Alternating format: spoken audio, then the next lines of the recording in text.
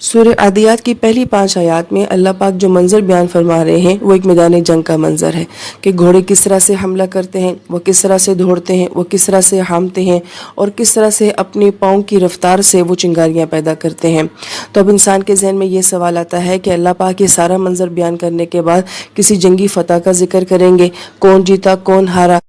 مگر ہم آیت نمبر 6 میں دیکھتے ہیں کہ اللہ پاک بالکل مضمون کو تبدیل فرما رہے ہیں اور ایک دم انسانوں کے بارے میں بات کر رہے ہیں کہ انسان اپنے رب کا بہت بڑا ناشکرہ ہے۔